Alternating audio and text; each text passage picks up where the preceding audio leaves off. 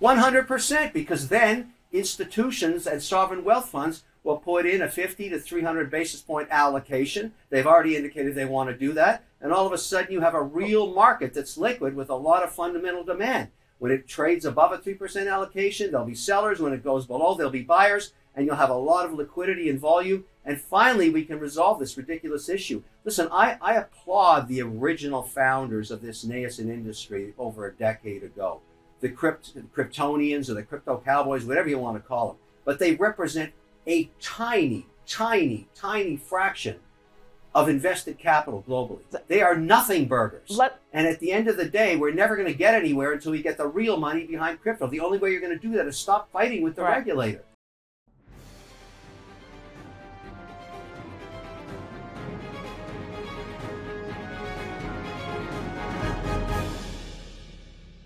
As you probably know, this week has been a massive mess for crypto, with the US Securities and Exchange Commission attacking Binance and Coinbase. And even though Bitcoin prices are holding on their own, a lot of blood is coming to the streets, according to Kevin O'Leary, a famous investor and TV personality. In fact, Kevin even says he's happy that this is happening. Hence, the regulators finally flush out the wrong leaders in the industry, regulation and clarity rise, and Bitcoin can finally explode due to the green light given to big institutions to enter the crypto markets. In this video, you will hear Kevin talk about the current mess we're getting into and when Bitcoin will finally explode and break the 30K level. So pay close attention until the end to profit and catch this move before everyone else. I'm actually happy this is happening. This is a good outcome in a stalemate that's lasted over 3 years and stalled out the entire crypto industry. You can look at any index you wish, but probably the one that most people look at is the price of Bitcoin. Stalled up between 25 and 30,000. It's never going to go up for one singular reason. There is absolutely zero institutional interest in this asset. And there never will be while there are crypto wars going on between the regulator and the centralized and decentralized support services. And so you look at what's going on with Binance, that's a whole different set of charges and allegations.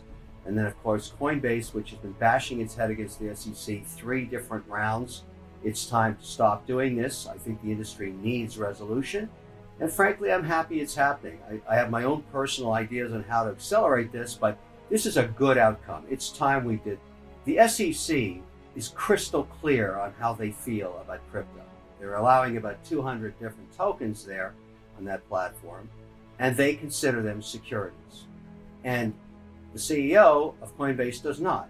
Now, you can be Don Quixote forever. You can fight the windmills forever. You can take the leadership charge and say, I'm going to change the mind of the SEC and its staff. Or you can wake up and smell the roses and deal in reality. If I were a shareholder of Coinbase, I'd fire him. I'd get new leadership. He's done as far as I'm concerned. This isn't working. They've wiped out a majority of the market cap of the company since it's gone public. I think the winds of change are going to blow through that boardroom. I think you have to wake up and realize Gensler is crystal clear on what he wants. He wants to have Bitcoin as a security. If it provides any kind of yield, that's a dividend. If it goes up and you sell it, you pay capital gains. If it goes down, you have capital losses. The same with all the other tokens. If you have a stable coin and you get some kind of interest, well, that's interest, and you're going to pay income tax on it. I think it's really clear what they want, and I think I'd rather have that resolved. New leadership should go in there, and look, just a personal opinion, don't shoot the messenger. This is how I feel about it, and if I were on the board, I'd definitely let my voice be heard. Go in there, work out a deal, and obviously they think it's a security. What's so wrong with that? You could get $1 trillion worth of institutional interest if you could finally get a resolution on this. Meanwhile, back at the farm, crypto's going nowhere, and the value of the Coinbase equity continues to decline. It's so obvious. And by the way, it's also getting really boring. I've seen this story so many times over so many years. Enough. Let's resolve this and let's move on as an industry. Let's turn the page. Out with the old, in with the new. Now, if that means we have to change management in places like Binance and Coinbase, who cares? You've got the whole industry here to move forward on. There's lots of potential, a lot of technology, a lot of interesting ideas being put forward, but it's going to go nowhere while everybody's at war with the regulator. He even goes further, comparing FTX to Binance and the result we can expect from these accusations. you've seen this movie. It was called FTX just a few months ago. That BNB token is $50 billion market cap, and 10 accounts are 50% of the assets. If any one of those guys want to sell, it's FTX part 2. I mean, you've got to know right now, billions of dollars are if I had an account at Binance, I would be exiting Dodge immediately. Yeah, and they're trying to freeze the assets in the US. That's what you do in fraud. These are allegations to be proven in court. I mean, when you see a charge like that and you're an institutional investor, you don't stick around for the second part. You exit, you leave, you find another place to put your assets while it gets resolved. Because if you're a sovereign wealth fund, let's just speculate. I don't think this is the case, but let's say you're a wealthy individual in a jurisdiction like Zurich or in London, England, and you see those allegations from the largest regulator on earth that has unlimited resources to pursue them. Why would you even wait? You take your capital out.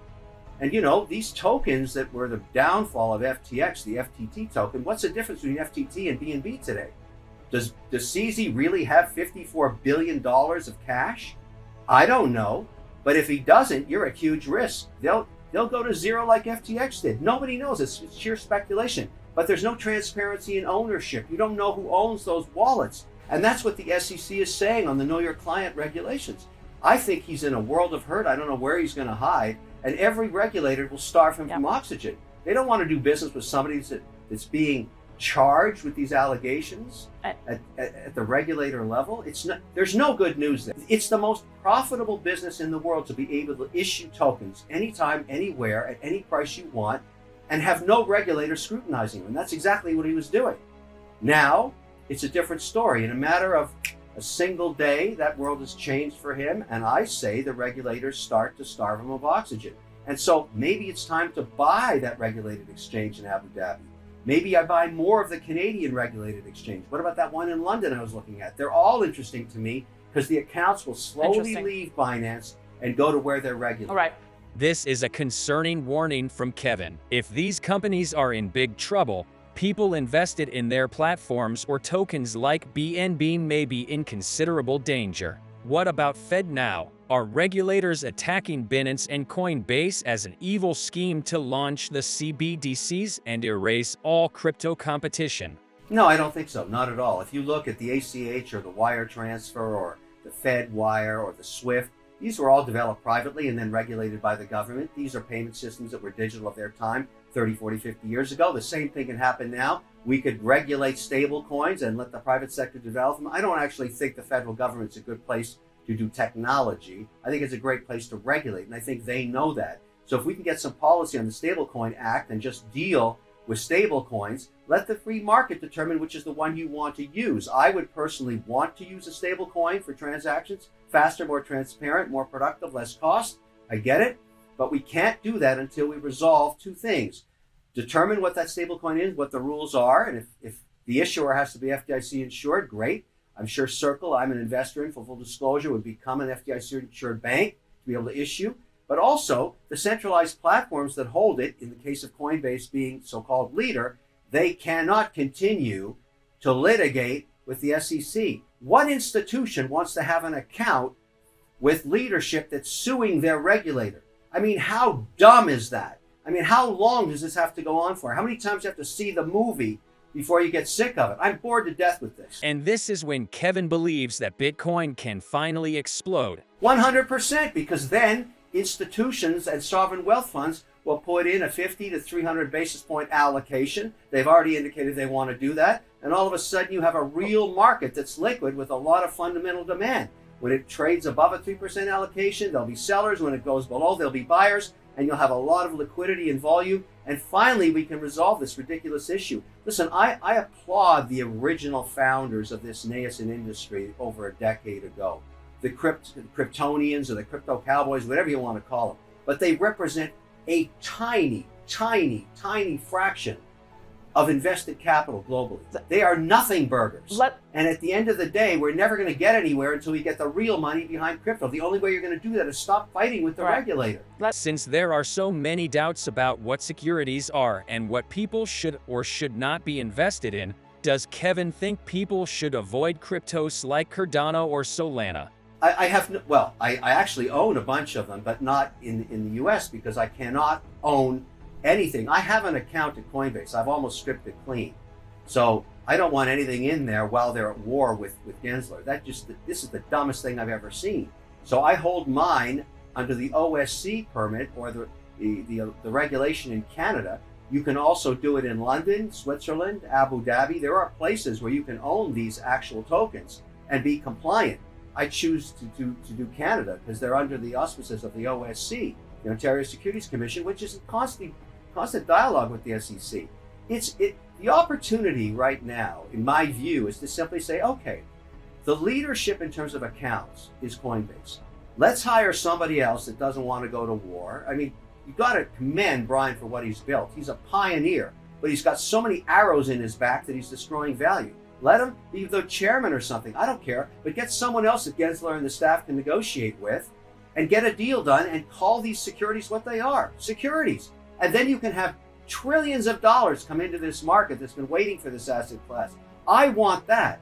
I'm owning Bitcoin stuck between 23 and 30,000, knowing that one day this will get resolved. Here's an opportunity to resolve it. What are your thoughts on this? Do you agree with Kevin? Coinbase and Binance must adapt and do things right with regulators instead of fighting them. So it accelerates clarity and regulation so big money can come in and Bitcoin finally thrives. Let us know your opinion in the comments below. And please don't forget to leave a like and subscribe so you can get the latest updates and news on the crypto space every day. Thanks.